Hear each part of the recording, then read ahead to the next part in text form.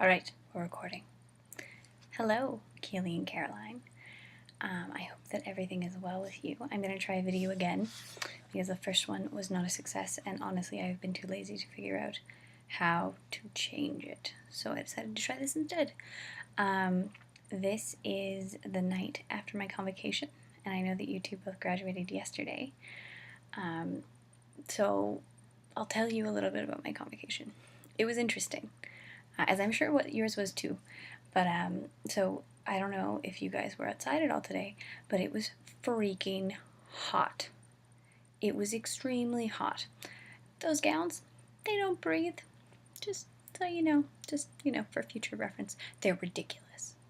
So it was really hot, which obviously kind of put people in like a weird mood, because I mean, everyone had something to talk about in that, like, oh, can you feel that weather? It's weather. Love to talk about weather. That's all we can talk about is weather. It's so hot in here. I can't believe how hot it is. Look at all these people.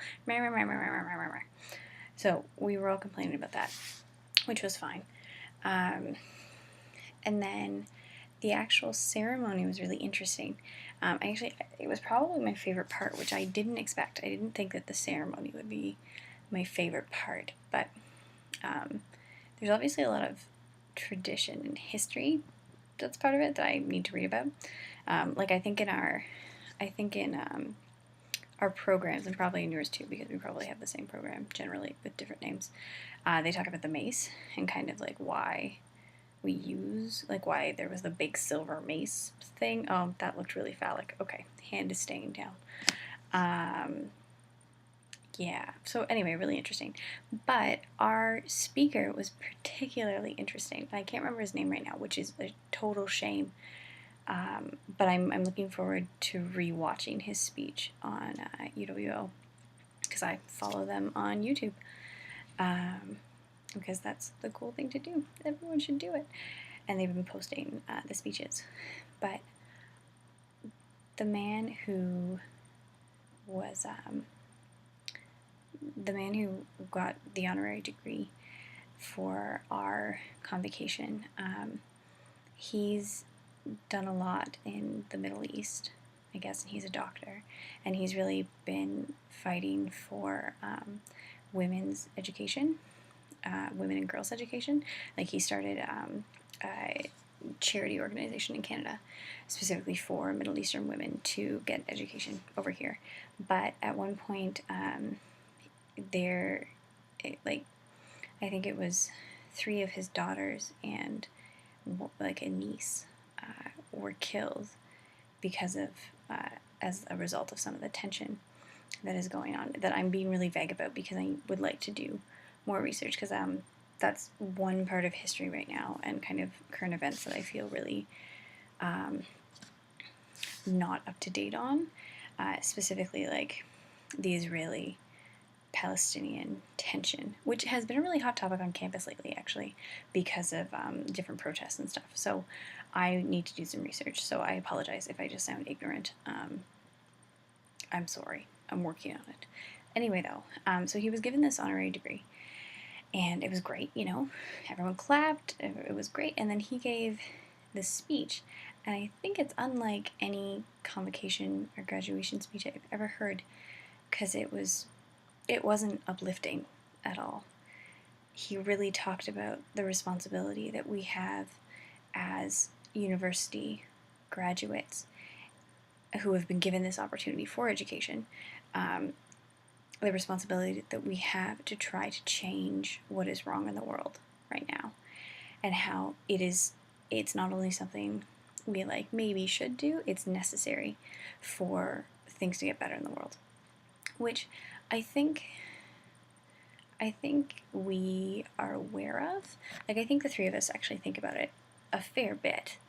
At least I think about it a lot, and kind of how my decisions shape how where I want to go shapes other people, and how I'm really uncomfortable with the idea of kind of the selfish route, which I'm not really even sure where that is right now, because you guys know that I want to go into law, and what kind of law, and it kind of feels selfish in a way, because I a good chunk of law in North America is kind of like first world problems to an extent. If you're not talking about criminal law, or obviously that's a really big generalization that is incorrect. But that's kind of how I feel sometimes.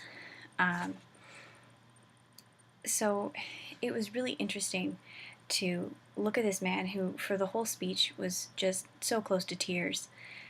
Because I mean, he's lost something that I hope that I will never understand. I hope that I will never understand the pain that he has gone through, because it just, at this point in my life, I don't know how I could go on after losing 3 daughters. And he also, his wife had just recently died before that as well. And I guess, I think they said that he has 8 kids altogether. But anyway, it was really, it was kind of the perfect speech. Because honestly, I'm kind of tired about people talking about how much potential I have as a graduate. And it's like, because though I worked really hard in university, and I did a lot, and like I really got something out of university, I've always kind of felt that university was kind of selfish. At least, I think I told you guys kind of what was going on with my family after, like, during my first year. I mean, my mom got cancer. My sister was 1.5, and then Rachel and Sarah, my 2 other sisters, were very young. And then, like, my stepfather had just started working nights because where he was working was about to shut down, so he needed to get another job, and he was lucky to get a job, but it was only nights, and that was the only way that he could get in. And he's a farmer, so that didn't work well. Still doesn't work well. But so university has always kind of been a selfish thing for me, which is hard for me to feel that way, and then to have my family members kind of saying, "Oh, what a good job! You know, we're so proud of you for this." When really, I'm more thinking like, I'm so proud and thankful for the family that I have that kind of allowed me to do this. But anyway, so this speech was really interesting and perfect in my eyes, because it was very much something to kind of pop that university bubble of like, oh, look how much we've achieved. And I don't mean this necessarily in a negative way. Like, I think that we have achieved something by graduating, and I think that, like, I mean, I know that you two worked very hard. I mean, I was there. I saw you. And I think that we have kind of achieved something, but I feel like it's a step. It's a step to the greater things that we can hopefully do, and the change that we can hopefully make, whether it's in teaching or in graduate work or for, like, whatever we choose to do. But I think the speech that he gave was good at showing that this is a step and an opportunity for us to do some real good in the world. So yeah. So I don't think that I didn't write anything down for this. I'm just talking to a camera. Basically to myself. But yeah, it was really interesting. I'd love to hear about your convocations. Since you guys got to convocate together, which I am just terribly jealous of, because I, just always want to spend time with you, basically, in life. Yeah, so I'm going to try to email this to you and see how it works. Yeah, and then I should probably go to bed because I have to work tomorrow.